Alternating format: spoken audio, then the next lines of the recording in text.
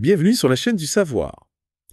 On plonge aujourd'hui dans un récit fascinant, Ah oui. celui de Jean-Charles Moyen, un homme qui prétend vivre des phénomènes extraordinaires. D'accord. On va décortiquer ensemble une vidéo YouTube intitulée « Texte collé », publiée sur la chaîne Alien Connection saison 3. Ok. Accrochez-vous car Jean-Charles nous raconte une expérience qu'il aurait vécue le 12 octobre 2024 et croyez-moi, ça décoiffe. Sortie du corps découverte d'un vaisseau mystérieux et des liens avec des lieux énigmatiques aux quatre coins du globe. Oui, c'est un récit riche en symboles et en éléments qui font écho à de nombreuses traditions mystiques et ésotériques. Alors tout commence dans son lit. Ouais. Jean-Charles décrit un son étrange, une sensation de traction au niveau moléculaire, comme si on lui tirait dessus de l'intérieur. Ah. Il utilise des images très fortes. Il parle d'être aspiré dans un trou noir. Oui. On dirait presque un film de science-fiction. Qu'est-ce que vous en pensez? Ce qui est frappant, c'est que ce type de description, cette sensation d'être tiré vers l'inconnu, on la retrouve dans beaucoup de témoignages d'expériences dites hors du commun. C'est comme un motif récurrent, une sorte d'archétype de l'expérience mystique. Ensuite, il affirme avoir voyagé astralement rien que ça, Oui. jusqu'à un désert en Amérique latine. D'accord. Il mentionne même le Brésil. Mais ce qui est intriguant, c'est qu'il décrit des lignes de lumière pulsantes dans ce désert, comme si le lieu vibrait d'une énergie particulière. Ah, les déserts. Oui, des lieux fascinants chargés de symboles. Oui. Dans beaucoup de cultures, ils sont vus comme des lieux de pouvoir, de mystère, propices à l'introspection, mais aussi à la rencontre avec des forces telluriques, des énergies brutes. On peut imaginer que ce genre d'environnement puisse favoriser des expériences hors du commun. Et là, accrochez-vous bien, car l'histoire prend un tournant encore plus étonnant. Oui. Jean-Charles se retrouve soudain face à un lac souterrain. Il décrit des eaux couleur émeraude des stalactites qui pendent du plafond. Un décor digne d'un conte de fées. Oui. Mais le plus incroyable, c'est qu'il prétend pouvoir respirer sous l'eau. Ah bon. Il sent l'eau entrer dans son corps, mais sans se noyer. C'est fascinant. C'est vraiment bizarre. L'eau et les lacs en particulier ont une symbolique très forte. Oui. On les retrouve dans pratiquement toutes les mythologies et traditions spirituelles. On les associe souvent à l'inconscient, aux profondeurs de l'âme, à un monde intérieur caché. D'accord. Plonger dans un lac, symboliquement, c'est un peu comme plonger en soi-même, explorer les profondeurs de son être. Et au fond de ce lac, il découvre un vaisseau immense. Un vaisseau, hein? Il le décrit comme translucide, fait d'un métal bleuâtre, avec un symbole spiralé gravé dessus. Quand il le touche, il ressent une chaleur intense et une lumière jaillit du vaisseau. Incroyable. C'est digne d'un film de Spielberg. Mais ce symbole de spirale, est-ce qu'il a une signification particulière? La spirale est un symbole universel. On la retrouve dans toutes les cultures à travers les âges. Elle représente l'énergie, le mouvement, l'évolution, la conscience. Oui. On la voit dans la nature, dans les galaxies, dans l'ADN. C'est un symbole très puissant chargé de sens. D'accord. Dans le contexte de ce récit, on pourrait l'interpréter comme une représentation de l'ascension spirituelle, du voyage intérieur, de l'expansion de la conscience. Et justement, ce contact avec le vaisseau semble déclencher chez Jean-Charles des souvenirs. Ah oui! Il dit avoir déjà visité 6 autres arches dans des endroits comme l'Antarctique, le Triangle des Bermudes, le Mont Kailash, des lieux souvent associés au mystère, à l'inconnu. Oui, c'est intéressant. L'idée de lieux secrets abritant des connaissances cachées ou des civilisations avancées est un thème très présent dans les traditions ésotériques. Oui. On pense à l'Atlantide, la Lémurie, Agartha. Ce sont des mythes qui nourrissent l'imaginaire et qui nous invitent à nous questionner sur les mystères de notre planète et sur l'histoire oubliée de l'humanité. À l'intérieur du vaisseau, il rencontre un être de lumière. Un être de lumière. Il décrit une énergie féminine très puissante et il entend distinctement dans son esprit. Bienvenue, Sheska. Shaska. C'est incroyable là. Sheska, en Quichua, signifie étoile brillante. C'est intéressant car l'archétype des êtres de lumière est très présent dans les expériences spirituelles et mystiques. Oui. On les associe souvent à des guides, des anges gardiens, des maîtres ascensionnés. Ce sont des figures bienveillantes qui accompagnent l'individu sur son chemin spirituel. Quand il retourne dans son corps, il ressent des choses étranges. Une restructuration moléculaire, des craquements, une sensation de bouillonnement. Il déménage ensuite à Sedona. D'accord. Et là, il fait une expérience de vision à distance avec Tony Rodrigue et Veronica. Ah oui. C'est une technique qui permettrait de voir des lieux à distance juste avec la force de l'esprit, n'est-ce pas? Oui, c'est une pratique qui suscite beaucoup d'intérêt, mais qui reste très controversée. Certains y voient une preuve des capacités extraordinaires de l'esprit humain, tandis que d'autres dénoncent des illusions ou des supercheries. Et justement, ce qui est troublant, c'est que Tony et son équipe n'arrivent pas à accéder au lieu où se trouvait Jean-Charles pendant son expérience. Ah. Ils perçoivent une force qui semble protéger le secret. C'est comme si l'accès à ce lieu était bloqué par une barrière invisible. Ce concept de bouclier psychique ou de frontière énergétique est fascinant. Oui. On pourrait l'interpréter comme une forme de protection consciente ou non qui empêchait l'accès à certains lieux ou informations sensibles. C'est un peu comme si certains endroits étaient protégés par des forces invisibles, des gardiens du seuil, qui ne laissent passer que ceux qui sont prêts. Et là, Jean-Charles nous apprend quelque chose d'encore plus incroyable. Quoi donc c'est le... Il explique que Victor, on ne sait pas qui c'est lui, aurait révélé sa capacité à projeter ses cellules et à se dupliquer au niveau moléculaire. La bilocation, c'est-à-dire le fait d'être présent à deux endroits en même temps, est un phénomène rapporté dans de nombreux récits mystiques et paranormaux. Oui. C'est une idée qui fascine, qui défie les lois de la physique telle qu'on la comprend. Il serait donc capable d'être à deux endroits simultanément. C'est ça. Il mentionne même que des personnes l'auraient vu et touché en France, alors qu'il était à un dîner de famille ailleurs. Incroyable. Incroyable, non. Mais comment c'est possible? C'est là que le récit bascule dans le domaine de l'extraordinaire, du presque inconcevable. Oui.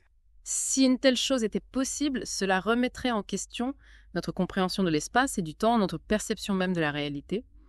C'est une affirmation extraordinaire, il faut le reconnaître.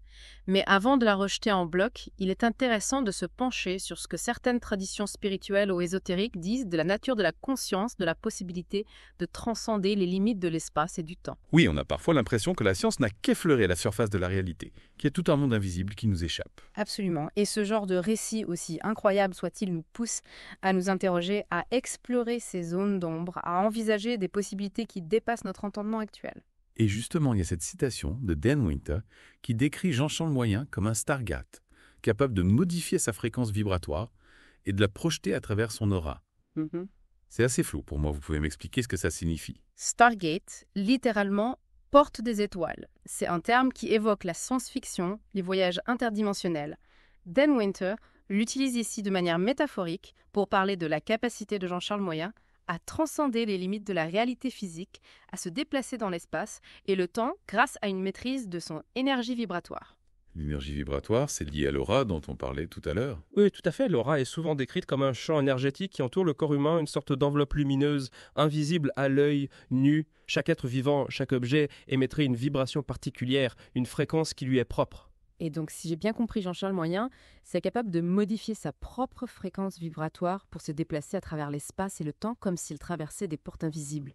C'est ce que Dan Winter suggère. Oui, c'est une idée fascinante qui nous renvoie aux théories de la physique quantique en notion de multivers de réalité parallèle. C'est vertigineux.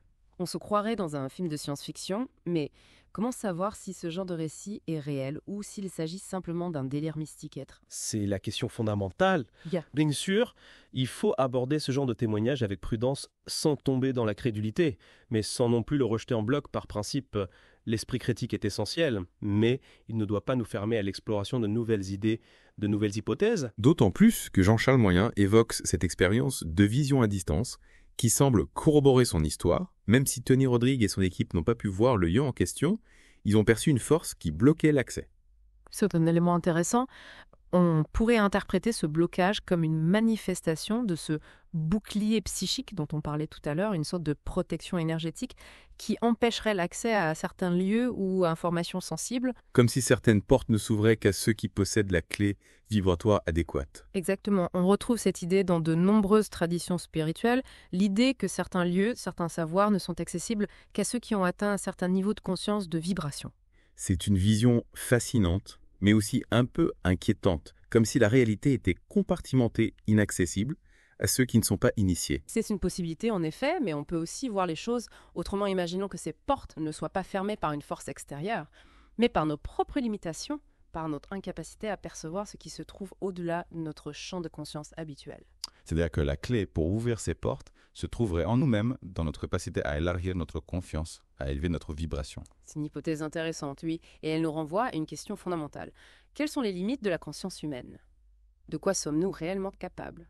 Le récit de Jean-Charles Moyen, s'il est vrai, semble suggérer que ces limites sont bien plus vastes que ce que l'on imagine. Absolument. Et c'est ce qui rend ce genre de récit fascinant, stimulant. Il nous pousse à nous interroger sur la nature même de la réalité, sur notre place dans l'univers, sur le potentiel extraordinaire qui sommeille peut-être en chacun de nous. Mais alors, comment explorer ce potentiel ? Comment accéder à ces dimensions cachées de la réalité ? Il n'y a pas de recette miracle. Bien sûr, chaque individu doit trouver son propre chemin, sa propre voie d'accès à la connaissance, mais certaines pratiques comme la méditation, les yogas, certaines formes de travail énergétique peuvent nous aider à développer notre conscience, à affiner notre perception, à nous ouvrir à de nouvelles dimensions de la réalité. C'est un peu comme si on avait tous un Stargate en nous, mais qu'on ne savait pas comment l'activer. C'est une belle image, oui. On pourrait dire que la clé, c'est la conscience, la connaissance de soi, la maîtrise de son énergie. Mais alors, comment savoir si ce que raconte Jean-Charles Moyen est vrai ? Est-ce qu'il a un moyen de vérifier ses dires, Ferestet ? C'est la grande difficulté avec ce genre de témoignage. Il est impossible de le prouver scientifiquement, du moins, avec les outils dont on dispose. Actuellement, on est dans le domaine de l'expérience subjective du ressenti personnel. Ce qui ne veut pas dire que c'est forcément faux, n'est-ce pas ? Exactement. L'absence de preuve n'est pas une preuve d'absence. Il y a beaucoup de choses qu'on ne peut pas encore expliquer scientifiquement, mais ça ne veut pas dire qu'elles n'existent pas. Alors que penser du récit de Jean-Charles Moyen ? Faut-il le prendre au pied de la lettre, ou le considérer comme une simple allégorie ? Je pense qu'il est important de rester ouvert à toutes les interprétations. Ce qui compte, c'est de se laisser interpeller par ce récit, de l'utiliser comme un tremplin pour notre propre réflexion sur la nature de la réalité et le potentiel humain. C'est-à-dire qu'on peut y voir une histoire vraie, une fiction ou un mélange des deux. Oui, tout à fait. On peut y voir une description littérale d'événements extraordinaires ou une métaphore de l'éveil spirituel du voyage intérieur. L'important, c'est ce que ce récit nous inspire, les questions qu'il nous pose, les portes qu'il nous ouvre. En fin de compte, chacun est libre de se faire sa propre opinion. L'important, c'est de garder un esprit curieux et critique. Et de ne jamais cesser de s'interroger sur les mystères qui nous entourent, car comme le disait Socrate cela même. La seule chose que je sais, c'est que je ne sais rien. C'est une belle conclusion. Et si l'histoire de Jean-Charles Moyen était une invitation à explorer notre propre potentiel, à nous ouvrir à des dimensions de la réalité que nous ignorons ? C'est une belle invitation en effet, et si nous avions tous en nous la capacité de devenir des Stargates, de voyager à travers l'espace et le temps, par la seule force de notre conscience. C'est une perspective vertigineuse mais aussi incroyablement stimulante. Oui, et elle nous rappelle que la réalité est peut-être bien plus vaste et complexe que ce que nous imaginons. Alors restons curieux, explorons et ouvrons-nous au mystère de l'univers. Allez. Merci pour cette plongée fascinante dans l'inconnu, chers auditeurs. N'hésitez pas à nous faire part de vos réflexions, de vos questions, de vos propres expériences. Et on se retrouve bientôt sur la chaîne du savoir pour une nouvelle exploration des mystères de notre monde. À bientôt et